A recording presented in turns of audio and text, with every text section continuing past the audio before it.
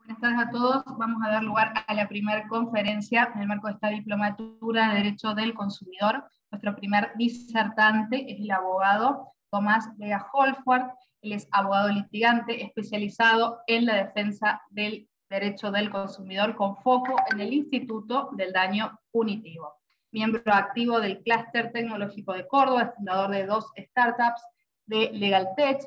Es abogado del fallo Ditela contra LATAM, es el primer daño punitivo de la historia del país en contra de una aerolínea. Tomás, te damos la palabra. Muchas gracias por estar acá. Gracias, Vicky. Hola, Exe, Darío, y mucha gente con quien he tenido el orgullo de litigar acá en Córdoba. Una pequeña aclaración, yo estoy más de colado acá como disertante porque entré más que todo con vocación de alumno en esta diplomatura, más que todo para aprender. Así que voy a dar comienzo a esta breve disertación. No hay ningún tipo de presentación PowerPoint, simplemente vamos a tratar de hacer un breve análisis sobre el fallo Ditela Belén contra LATAM. Estamos hablando de reclamos y demandas en contra de aerolíneas, y a partir de mi experiencia práctica, tratar de generar algún tipo de intercambio en el marco de esta diplomatura. A ver qué sale de interesante.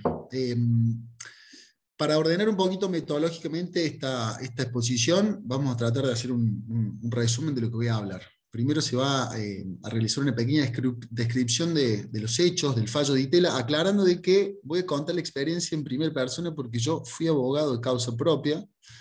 Es decir, que tuve el honor de romper con ese famoso mito de que no hay peor cosa que abogado de causa propia.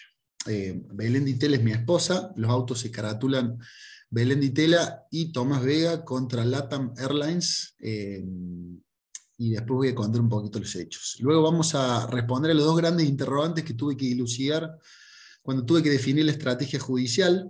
Estamos hablando del juez competente, la ley aplicable y sobre todo cómo uno desata el nudo en materia de daño punitivo en función a la legislación internacional vigente en la materia.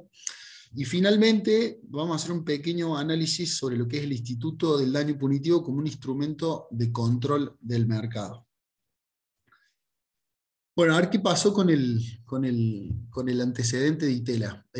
Tengo que confesar de que este fue un experimento jurídico que salió a la perfección. Nunca me imaginé haberme encontrado con ese desenlace.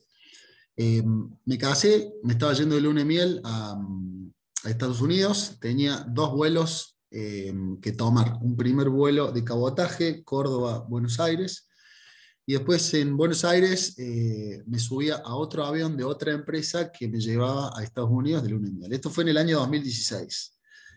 Para los que no son... Para los que no me conocen, yo soy de Córdoba y tenía que subirme a un primer avión a las 7 de la mañana para llegar a Buenos Aires, y ahí me iba a trasladar a Ezeiza. Bueno, ese primer vuelo se iba a hacer por LATAM. Estamos hablando, ¿se escucha bien? Si alguien me puede confirmar, porque se escucha bien. Sí, Doc, se escucha perfecto. Bueno, a ver, acá viene la experiencia literalmente en primera persona del consumidor. Uno llega al aeropuerto y se encuentra con un mostrador vacío, y ahí empieza todo lo que es el periplo, el trajín de tratar de encontrar respuestas frente a escenarios que suceden con mucha frecuencia en todo el mundo. Literalmente del otro lado del mostrador no hay absolutamente nadie. Uno llama al 0800 y te encontrás con un call center que estás 15 minutos respondiendo a un bot de preguntas y respuestas automáticas que no te llevan a ningún lado. Hasta que en un momento tuve que tomar una decisión en tiempo récord, porque yo estaba en ese momento en el aeropuerto de Córdoba, eran las 7 de la mañana, y mi vuelo a Estados Unidos salía de Ezeiza a las 7 de la tarde. Es decir, tenía un tiempo como para tomar una decisión y jugármela e irme manejando en auto hasta Ezeiza. Bueno, eso pasó. La empresa no me respondió absolutamente nada. Nada, llamamos al 0800, me acuerdo hasta tuiteamos para ver si encontramos algún tipo de respuesta y la respuesta fue nula. Estaba lloviendo, me acuerdo. Nos tomamos un taxi, volvimos a casa, subimos las valijas al auto y nos fuimos manejando 700 kilómetros a Ezeiza, y yo les digo la verdad, yo durante esos 700 kilómetros no hice otra cosa que pensar en cómo iba a demandar a la empresa por el daño que me estaba causando, porque lo que más me dolió fue la falta de respuesta y la incertidumbre que te generan este tipo de escenarios cuando desaparecen literalmente y lo dejan al consumidor con angustia, zozobra, impotencia de no saber cómo se puede resolver este tipo de situaciones. La cuestión es que llego a Ezeiza de casualidad, manejo 700 kilómetros, me voy de luna de miel y a la vuelta, durante 3 semanas que dejo el auto en la cochera de Ezeiza, me vuelvo a Córdoba. Ahí empieza un periplo administrativo que haciendo un paralelismo con un tablero de ajedrez, supe perfectamente todo lo que iba a pasar a partir de ese momento. Entonces preconstituí la prueba sabiendo de que era muy probable que todas las respuestas que me iba a dar la aerolínea iban a ser negativas. Inicié un reclamo administrativo interno con la empresa y su respuesta siempre fue negativa, prácticamente sin dar fundamentos, pero rechazaban el reembolso de ese billete Córdoba-Buenos Aires, que fue cancelado por razones que hasta la fecha se desconocen. Mando una carta de documento, inicio un reclamo en defensa del consumidor, me comparecen y me invocan el artículo 63 de la Ley de Defensa del Consumidor como si fuese una especie de bill de indemnidad. No quieren dar ningún tipo de respuesta, pido acceso a la información, los vuelvo a citar en el marco de una audiencia conciliadora en Adcoin. No sé si vos, Vicky, recordás, pero tuvimos ahí un pequeño paso.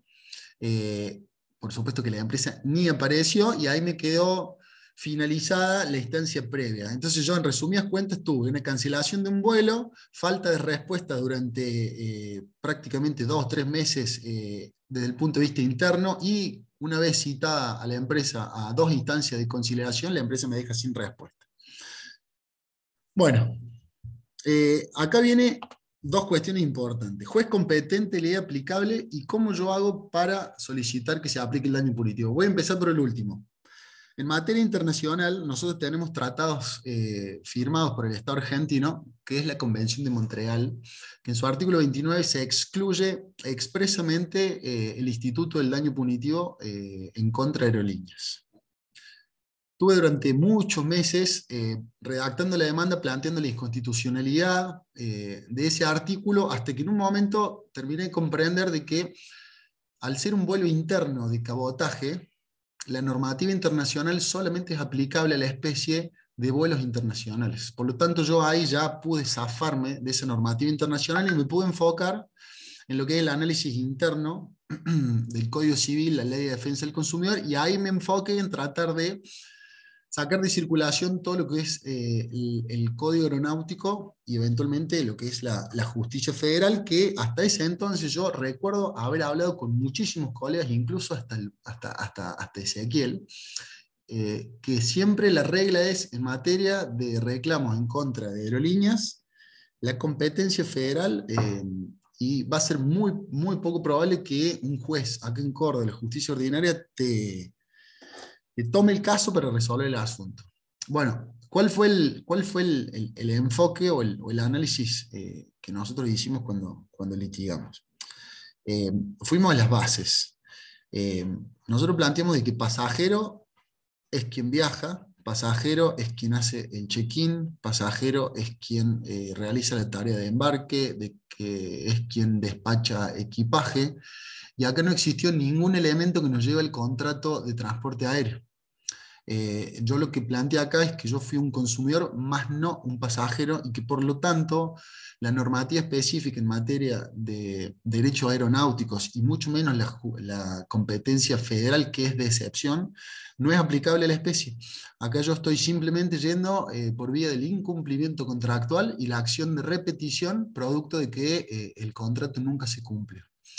Con estos argumentos, que se los resumo en 60 segundos, nosotros entramos en la instancia judicial, y sinceramente a mí me sorprendió mucho la respuesta que fui encontrando por parte de la justicia, porque tanto El dictamen en primera instancia de Fiscalía, la sentencia de primera instancia, el dictamen de Fiscalía de Cámara, la sentencia de Cámara.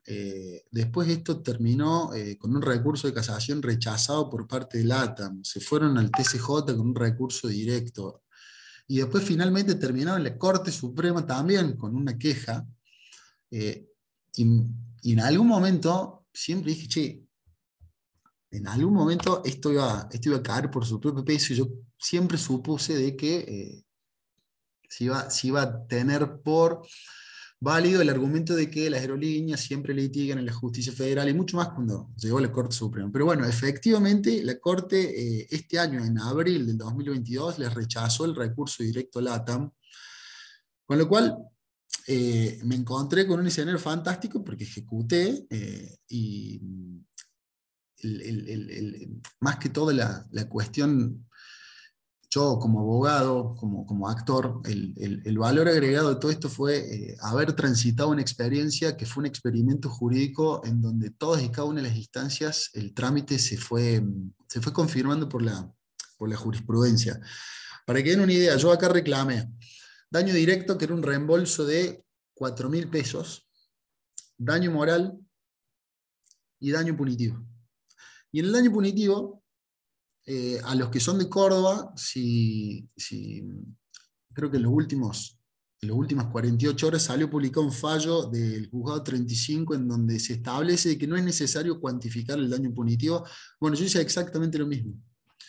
Nosotros ahí lo que planteamos fue que existía responsabilidad por daño directo, y que la empresa también debería responder por las consecuencias inmediatas en el marco de la responsabilidad civil, y pedimos daño moral, pero también atento a que se transitaron 2 instancias de conciliación en la cual la empresa nos dejó sin respuesta, nunca tuvo intención conciliadora, y mucho menos durante todo lo que es el litigio.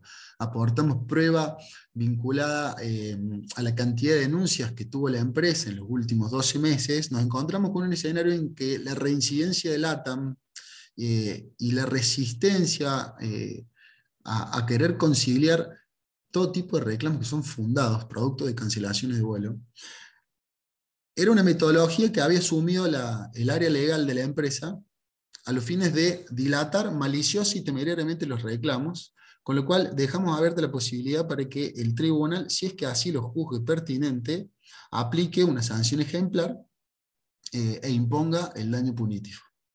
Por supuesto que la defensa de las empresas durante todo el litigio, ya sea en primera instancia como en cámara, fue una repetición, pero idéntica, en todas las instancias, de que esto es normativa específica del Código Aeronáutico, de que es competencia federal, y nunca pudieron rebatir el argumento que nosotros planteamos al momento de iniciarse el trámite, de que yo nunca fui pasajero, yo fui un consumidor, que fui víctima de una empresa que me dejó sin un vuelo, y que como consecuencia de eso yo estaba yendo por el lado del reembolso de un incumplimiento de un contrato. No estaba reclamando absolutamente nada que tenga que ver con el contrato de transporte aéreo. No era pérdida de equipaje, no era demora, no había ningún elemento que nos lleve al terreno de la aeronavegación ni de la competencia federal. Entonces, con esos argumentos nosotros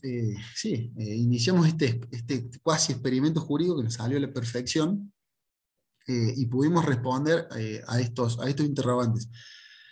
Lo llamativo de todo esto es que esta jurisprudencia lentamente fue siendo aceptada no solamente en Córdoba, sino que también he tenido la suerte de trabajar en calidad de consultor con algunos amigos de otras provincias, quienes abordamos la temática con los mismos fundamentos, y lentamente toda esta postura fue siendo acogida, con lo cual a los que les interese litigar en el rubro, tengan en cuenta que cuando se dan estos elementos, cancelación de vuelo, cuando técnicamente acá el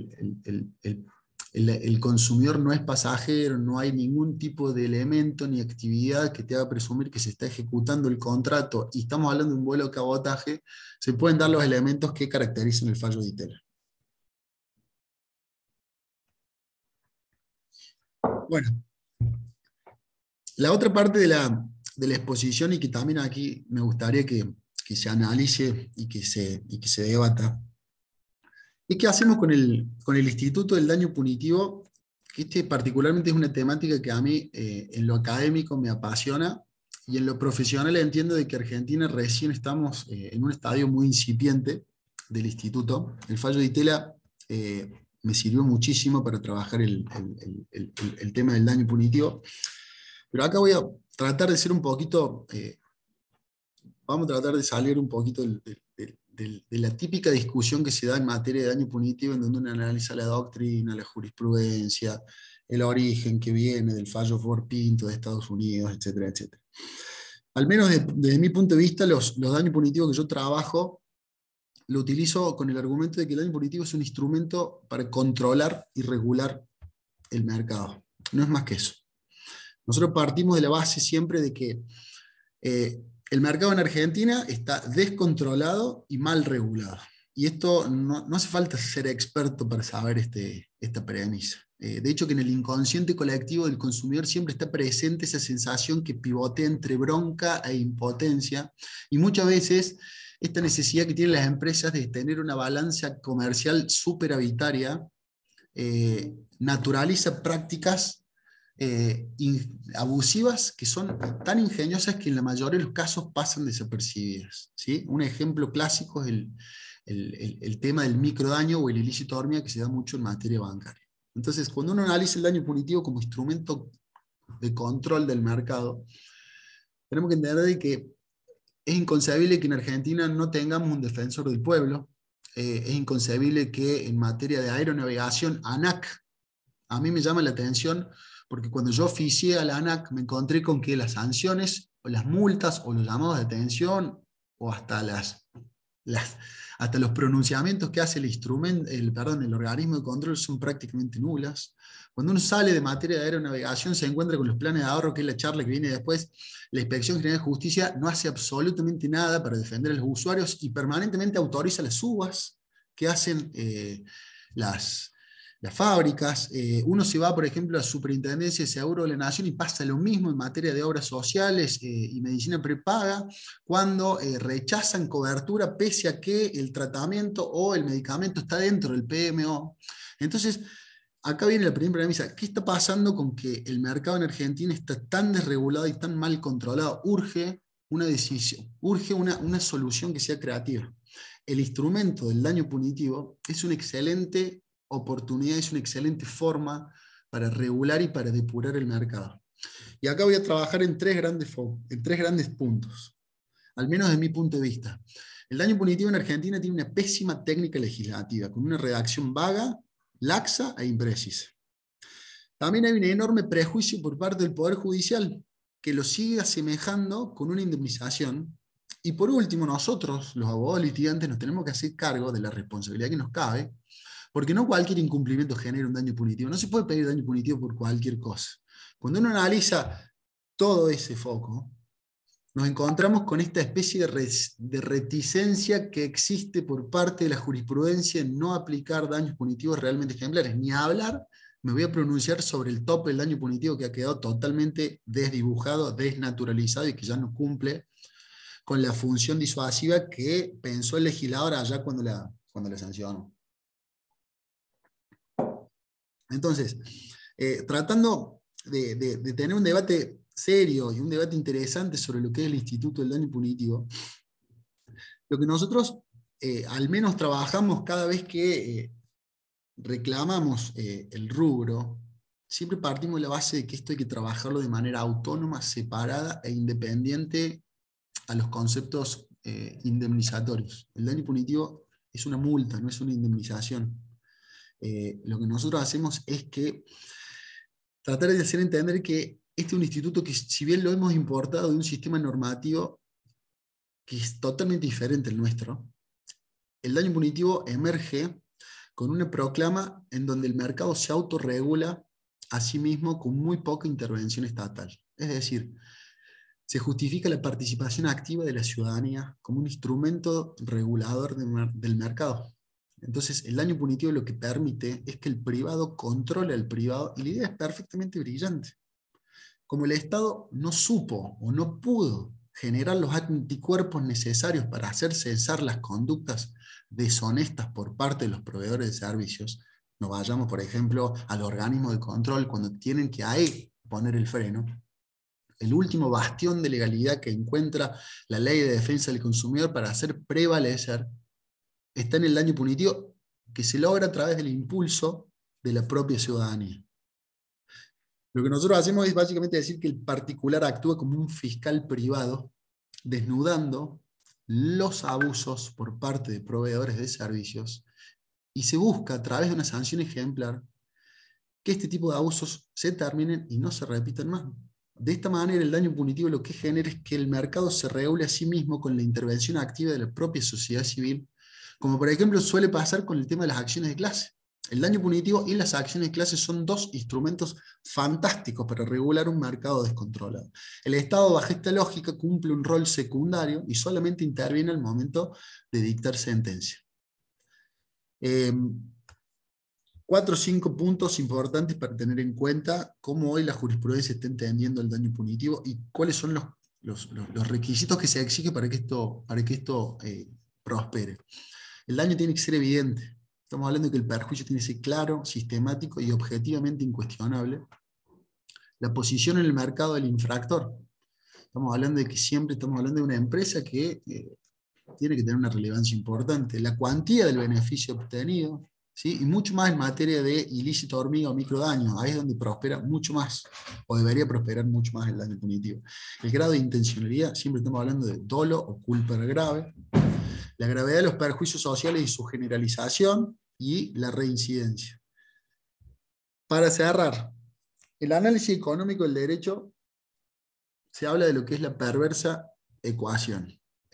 Lo que nosotros hacemos siempre, cada vez que fundamos el Instituto del Daño Punitivo, es tratar de hacerle entender al juez de que estas conductas abiertamente deshonestas no provienen de un deseo de perjudicar directamente al consumidor, sino que vienen de un análisis costo-beneficio que tome el área legal de la empresa. Es decir, sabiendo que el actuar rayano con la mala fe, de no cumplir obligaciones asumidas, de desgastar maliciosa y temerariamente sin dar soluciones, esto tiene un solo adjetivo calificativo, es el desprecio a los derechos del consumidor. ¿Sí? Las personas dejan de ser personas, el consumidor deja de ser persona y se transforma en un número de una planilla Excel, un rojo que debe ser eliminado. ¿Sí? Carlos Nino, en su libro Un país al margen de la ley, hablaba de que naturalizar la ilegalidad era un síntoma de la anomia colectiva que vivimos los argentinos. Hoy, casi 30 años después, la tesis es la misma, pero con matices mucho más complejos.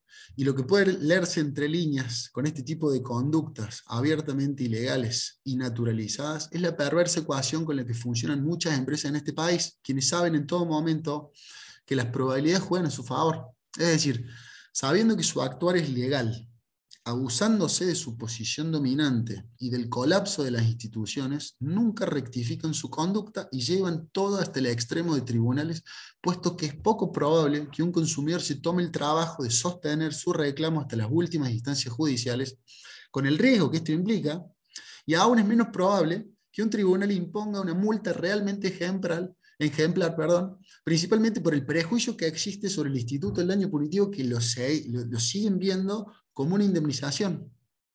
Entonces, este es el meollo sobre el cual nosotros fundamos la posición del daño punitivo.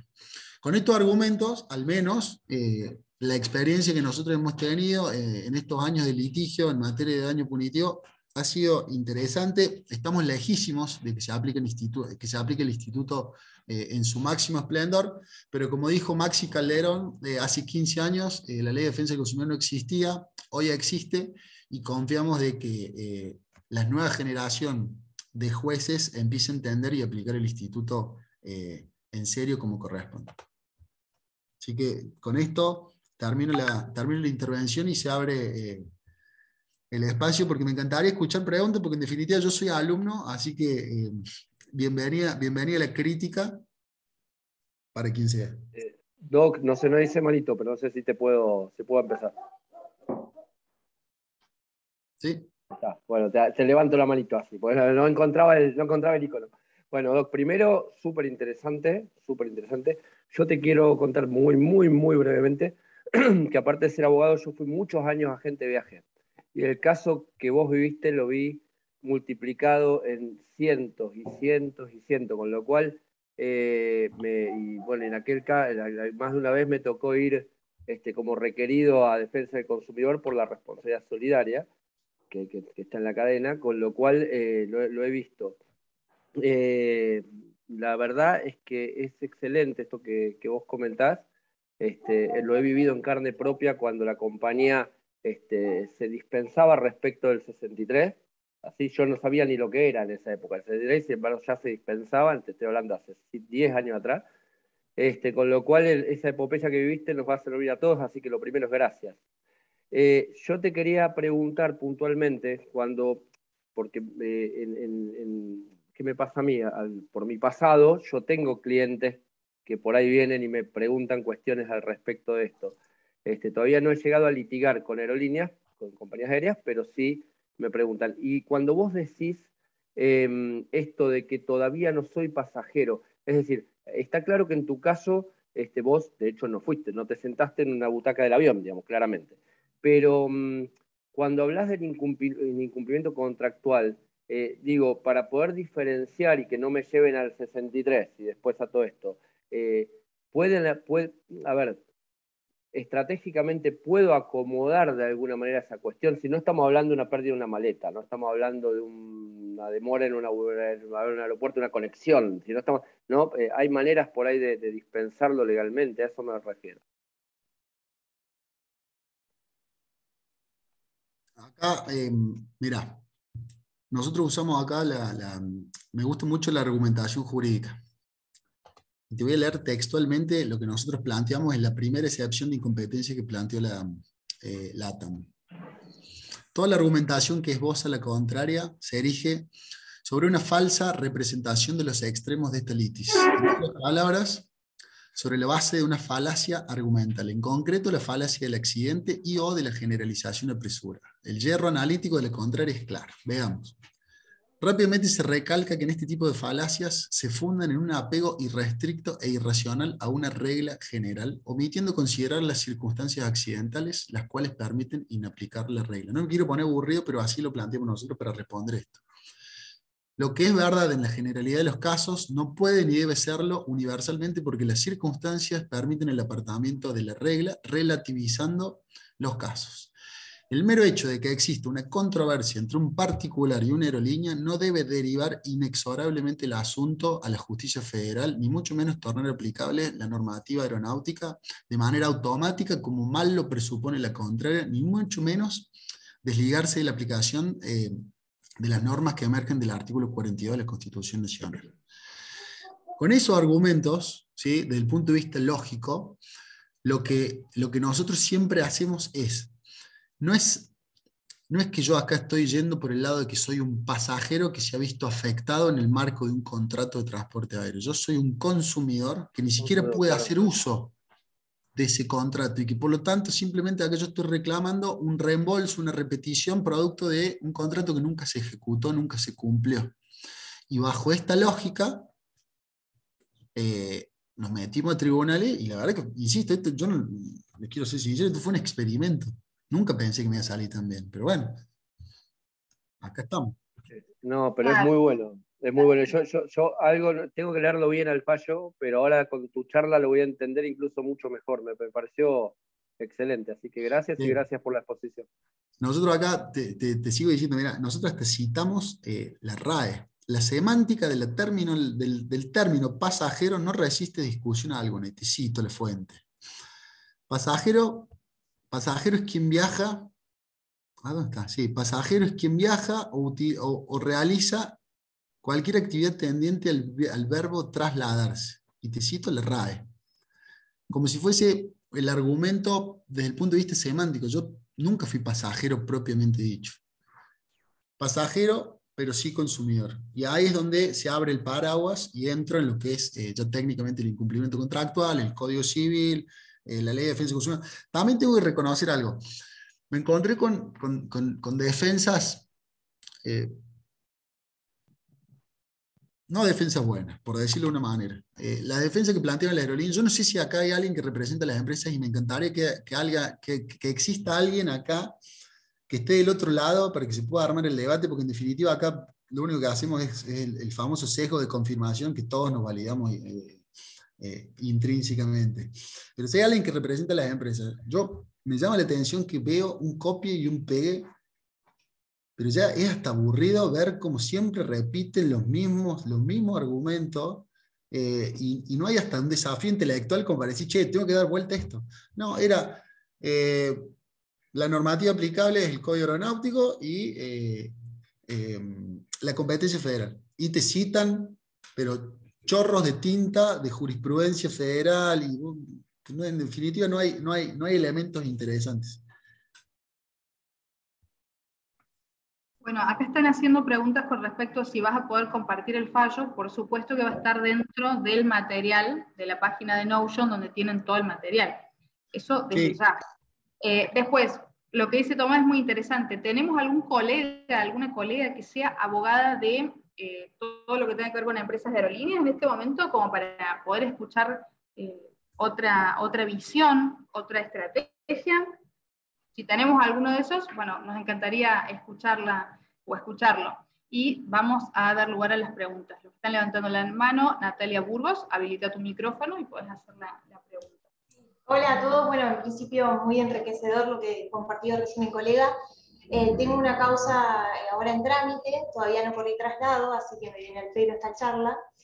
Mi consulta es respecto de si yo estoy pidiendo el cumplimiento contractual, no vuelo de cabotaje.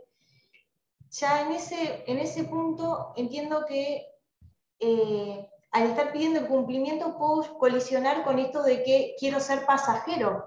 Entonces, ahí no sé qué visión por ahí tiene el colega que ya lo transitó al respecto, pero pido el cumplimiento justamente porque el reembolso a la fecha no sería lógico, y como los tribunales de acá de Entre Ríos no están dando montos con el tema de la inflación y demás, por eso es que lo que yo estoy pidiendo es que le den los pasajes. Aparte, los clientes quieren viajar.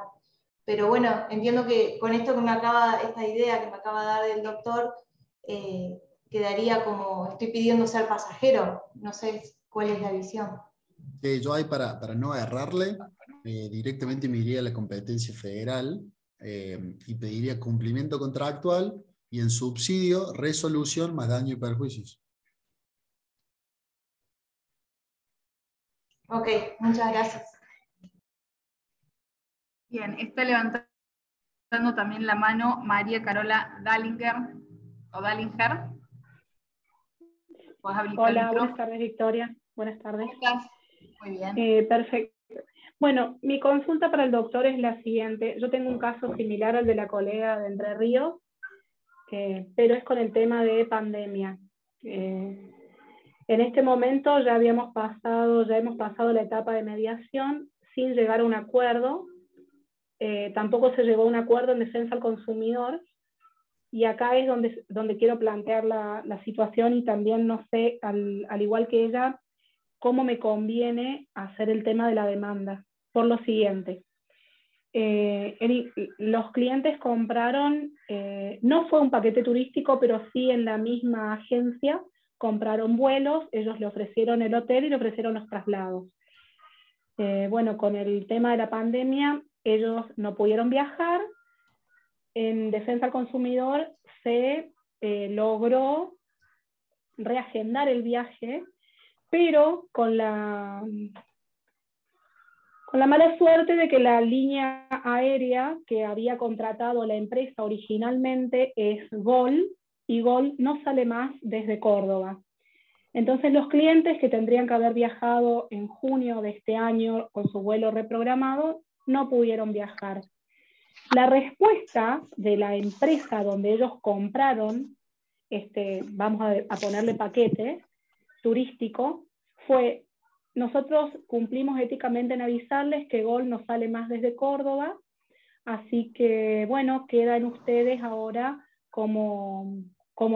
ver cómo van a resolver. A todo esto los clientes obviamente no viajaron, perdieron el vuelo, perdieron el hotel, perdieron los traslados, Y cuando se llegó a mediación, la respuesta de la empresa fue: ¿cómo los clientes nos acercaron nuevamente a la oficina? Eso fue en junio de este año, después de que ellos compraron los pasajes en febrero del 2020 y ya habían transitado todo defensa al consumidor. Esta ya es la instancia de mediación. ¿Cómo nos acercaron los clientes a la agencia a ver cómo podían hacer para viajar desde Buenos Aires? Esa fue la respuesta. Digamos que se lavaron las manos, quisieron evitar todo tipo de responsabilidad. Entonces, ante esta situación, ahora ya hemos transcurrido la etapa de la mediación, nuevamente sin acuerdo. Mis clientes lo que querían, al igual que los clientes de la colega de Entre Ríos, era viajar, porque era su luna de miel, justamente.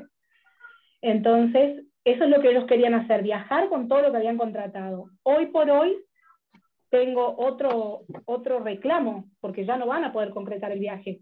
Incluso hasta el 31 de octubre podían reprogramar con Gol, pero sigue sin salir desde Córdoba. Entonces, ante esta instancia, yo tengo que presentar la demanda y no sé para dónde encararla, para dónde me conviene. ¿Qué opina usted? Me imagino que tus clientes tienen el interés de viajar, ¿correcto? Sí. Para ellos querían cumplir con su sueño del viaje. ¿Y la causa de la cancelación es producto del COVID?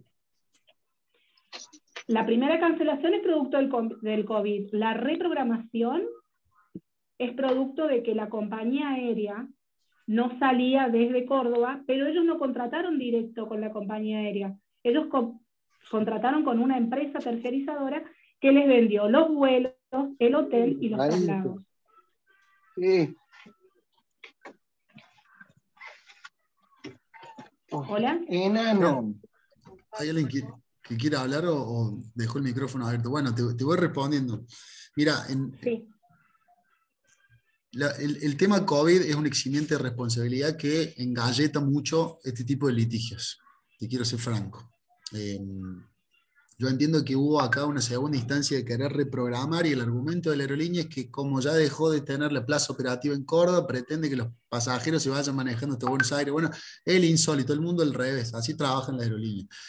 Yo lo que haría sería ir por el lado de cumplimiento contractual, porque acá tenés que también contemplar otro elemento más en la ecuación, que es la devaluación y la inflación que tiene la economía argentina. Entonces, si vos vas por la resolución contractual, Gol te va a devolver el histórico en pesos, pagado hace 3 años, y hoy con esa plata, aún actualizada, no te alcanza ni para pagar el 30% del billete.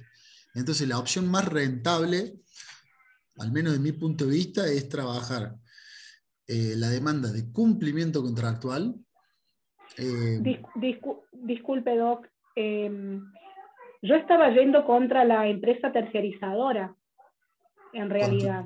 Contra Ola, por ejemplo, el mayorista, la agencia sería. Exacto, tal cual. Bueno, a ver, ahí. Es una minorista de Ola. Bueno, ahí, mira, ahí si tenés Ola en la cadena de comercialización, metela porque ellos también responden. Y Ola es solvente, y yo ahí, si vos ya querés sacar de circulación. El hotel fue contratado por Ola. La empresa es una empresa de Córdoba que trabaja como minorista de Ola, entre otros, y trabaja con muchas aerolíneas y traslados, viajes CAR, etc. Ellos le venden, no el paquete, pero le dan la opción a los clientes a que compren todo en su empresa.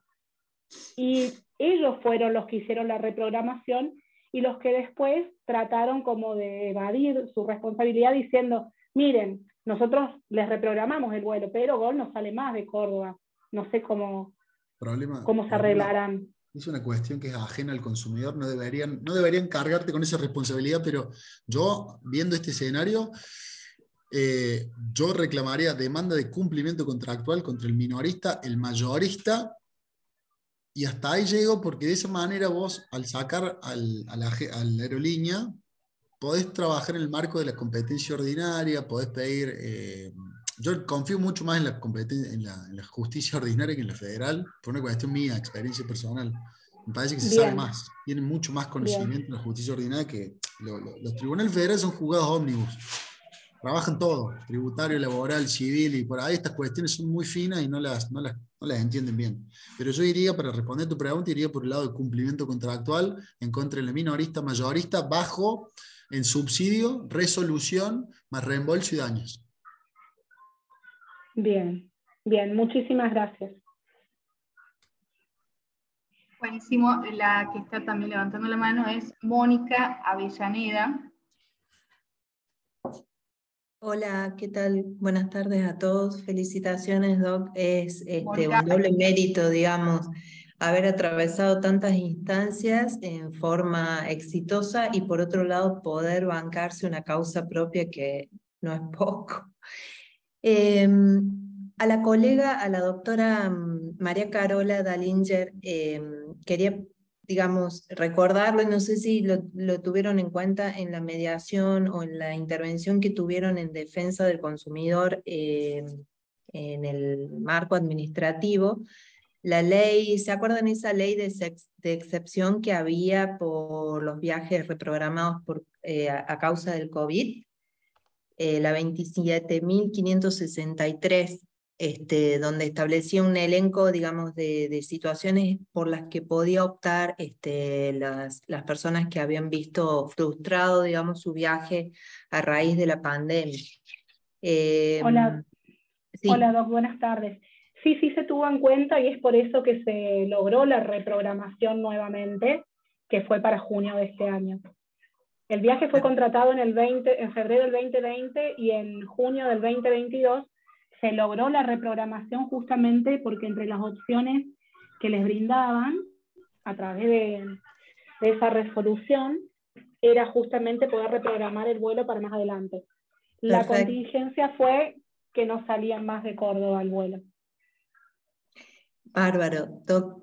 No, lo que yo quería aportar desde, digamos, siempre la faz de la autoridad de aplicación es que, como decía el doctor Tomás Vega, cuando entra a jugar una comercializadora, digamos, cuando la relación ya, digamos, no solamente se ciñe con una empresa de aeronavegación directamente, nosotros consideramos que arrastra de alguna manera la competencia digamos, en lo que administrativamente corresponde, la saca de la ANAC y digamos, nos otorga, digamos, potestad.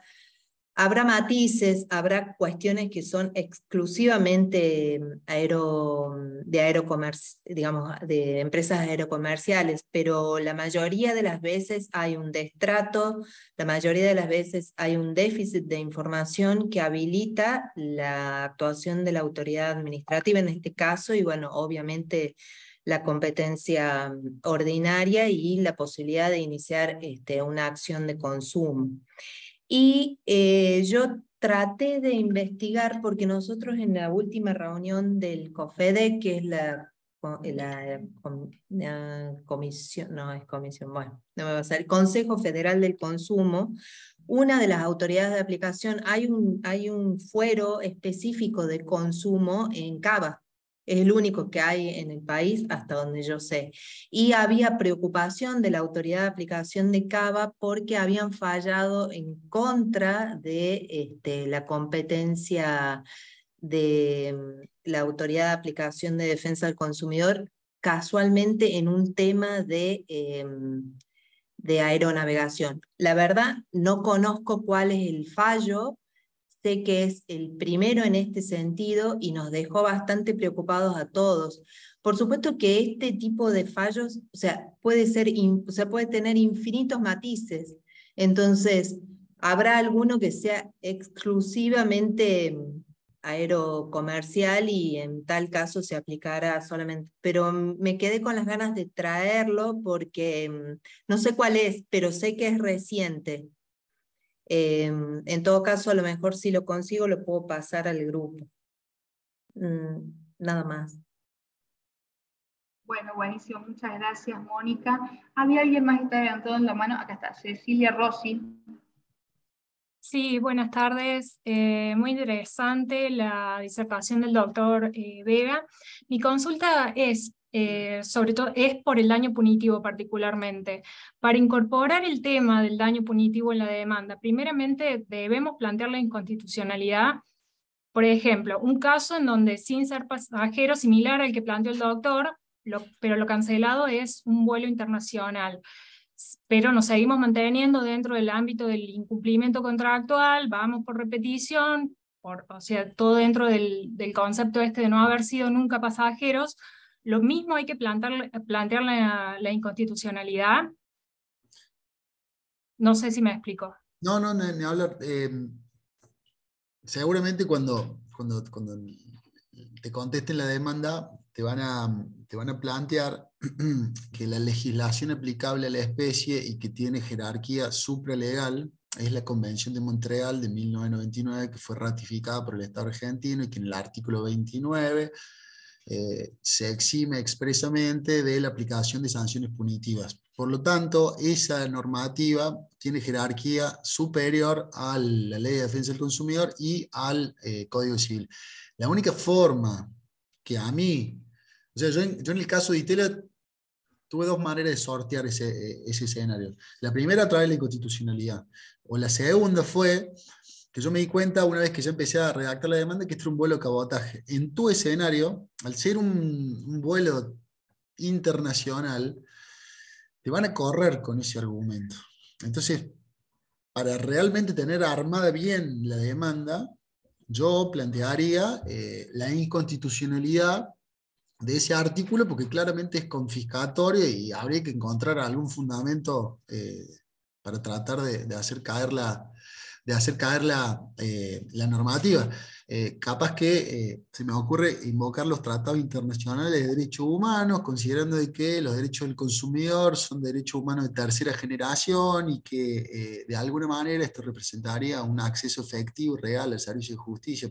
Pienso en voz alta cómo yo lo plantearía, pero ten en cuenta de que si es un vuelo internacional, es muy probable que te invoque la normativa internacional y ahí vas a tener un escollo interesante para sortear.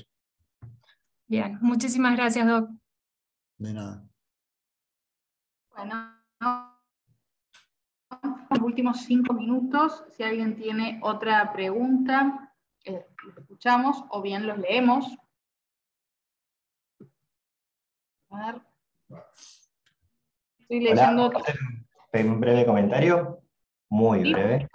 Yo este caso lo tenía en una lista de casos destacados hace un tiempo por el hecho de que en la demanda no se cuantificó el monto del daño punitivo solicitado, y tanto en primera instancia lo cuantificó el juez, en cámara lo confirmó la cámara, etcétera, y así. Y era hasta ese momento el único caso donde yo había visto que no se cuantificaba con la demanda el monto solicitado en daño punitivo y lo terminaba cuantificando el juzgado, ejerciendo la facultad legal que tiene. Rarísimo. Y resulta que hace 1 o 2 semanas salió publicado en el portal del Poder Judicial, creo que todavía hoy está, un fallo de juzgado número 35 de Villasuso, donde expresamente él sienta como precedente el hecho de que no es necesario cuantificarlo, podemos cuantificarlo nosotros los jueces, dice el fallo básicamente. No digo que eso sea lo óptimo ni lo recomendable, pero desde ese punto de vista, este caso fue un adelantado para el momento en que salió esa sentencia. Y adelanto la opinión de que no conviene, creo yo, no cuantificar, salvo que estén muy jugados o tengan mucho miedo a que les vaya mal, por el hecho de que lamentablemente no hay una cultura judicial, un activismo para poner sanciones de una cuantía suficiente como para cumplir con el objetivo del daño punitivo, que es la disuasión de las conductas no deseadas, ¿no? Eso es todo. Bueno, para responderte, Darío, siempre es bueno cruzar con vos opiniones. No lo cuantifiqué por esas 2 razones. Por el rechazo del rubro y la condena en costas. Imagínate que tuve los mismos interrogantes en cuanto al rubro, y siempre con el mismo argumento. El daño punitivo es una atribución exclusiva del tribunal. La ley es clara cuando se redacta. Dice, el tribunal podrá, siempre es facultativo.